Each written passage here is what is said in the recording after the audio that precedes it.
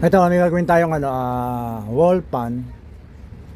Bali ang naging sira nito, ano raw, humina yung hangin. Ang ginawa na mayari, binuksan yung likod. Nung buksan nila yung itong likod na to, tapos pinagana uli nila, umusok daw. Kaya hindi na nila pinakailaman kasi natakot na rin silang ngayon, baka lalo pang masira. Titingnan natin kung bakit umusok to, bakit mahina ang hangin. Baklasin natin. Ikutin natin itong yung pan niya para malaman natin kung stock up itong bushing shafting. Maganda naman ang ikot ng pan niya, hindi naman siya stock up. At kung aalugin mo yung bushing shafting, okay naman. Mali, doon tayo pupunta sa likod pagkabaklas dito para malaman natin kung ano yung umusok doon.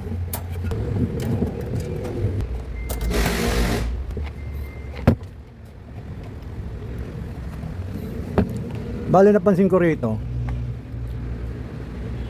ito yung wire niya, yan ay nahila na. Siguro yung pagkakabukas nila dito, nahila yung wire niya. Ayun, kung mapapansin nyo yung parting to ng wire, paiputol na. Kaya siguro umusok to kasi baka yung pagkakahila nila, may mga nagdikit na kaya may umusok dito at di na ginamit. Wala naman ako nakikitang ibang sira dito. Itong capacitor, hindi naman to pinagmumula ng pag-usok ng okay pa naman, maganda pa naman Posibleng ang naging problema nito, itong motor. Kasi hila na, tapos may mga putol na wire, tapos umusok pa. Kaya ang gagawin natin dito, itong motor na to, papalitan natin ng bago. Kasi mayroon na remedyo kapag niremedyo mo, gumana naman, baka sandali lang sira ka agad. Kaya palitan na natin ng bago para yung pagkakahila ng wire hindi na maulit. Yan, bago na yung iway na ilalagay natin.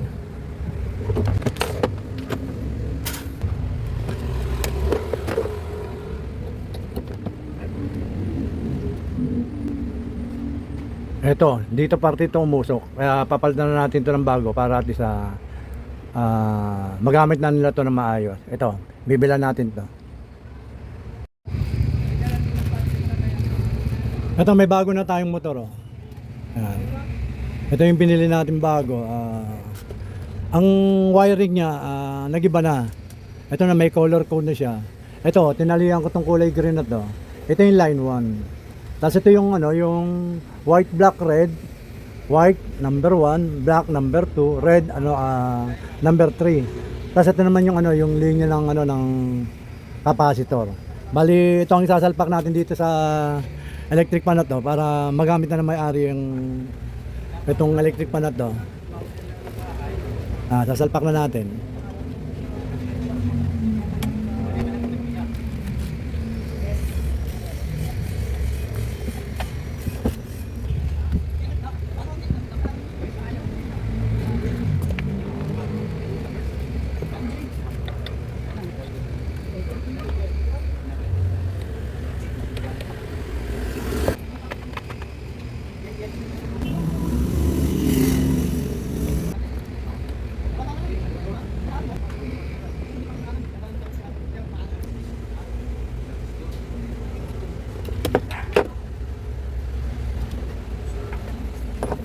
Tinanggal ko yung dating linya niya ng ng electric pan. Ito na ilalagay nating wiring, itong bagong to. Kaya natin diyan. Ito yung number 3. Ito yung 2, tapos yung nandoon sa loob na yun ang number 1. At tapos ito yung yung line 1 niya para dito sa green, yan. Ito naman yung 1, 2 and 3, yan.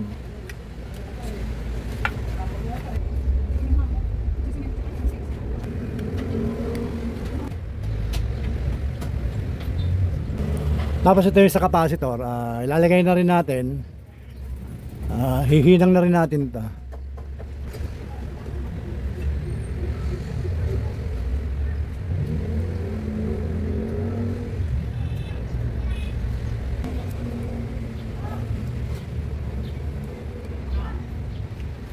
Ayan, na wiring na natin yung ano, yung 1, 2, and 3, tsaka yung line 1, tsaka yung capacitor. Ang gagawin natin na isusubok natin siya ng nakaganito muna. Tingnan natin kung iikot na to ng maayos.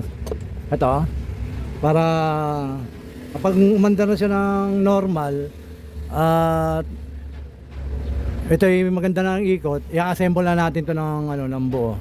Yan. I-off muna natin to. Yan. Sasaksak natin.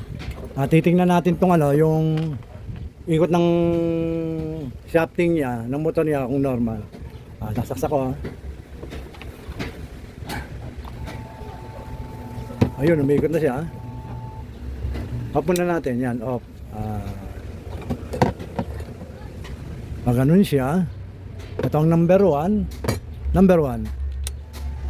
Yun. May ikot na siya, oh. Nag-oscillate na yung ano, yung gear. Yan. Number 2. Yun, lalong lumakas. Number 3. Yun. Lalong lumakas, yan. Ibig sabihin na normal na ikot ng ano, ng electric pan na to. Ano, yung pinaka-oscillation niya, yung gear, gumagana na, yan. Ang gagawin natin ngayon, assemble na natin, ilalagay natin yung LEC. Titingnan natin kapag inilagay natin naman yung LEC kung ano siya, kung maganda yung buga ng hangin sa 1, 2, and 3.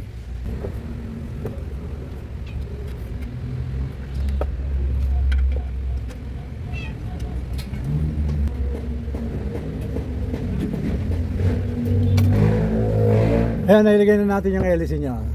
Bali ang gagawin natin na pagaganahin natin to ng nakaganito. Susubok natin siya ng ano. Sasaksak natin.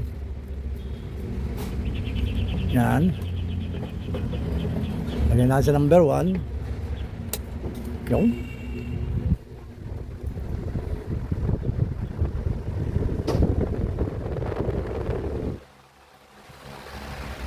Number 2 natin.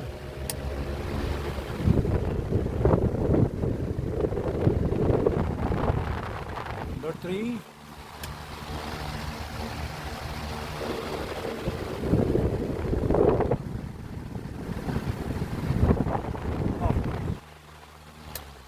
Ayan. Okay na yung ano, yung electric pan na to. Balik na yung lakas ng hangin. Bali ang ginawa natin ay pinalitan natin yung ano, yung pinakamotor niya para at sa maganda na uli yung ikot niya. Sige po, maraming po salamat sa panonood. Basta watch, share, and subscribe lang po kayo sa ginagawa ko para at least lahat ay nasusubaybay niya. Sige po, maraming po salamat.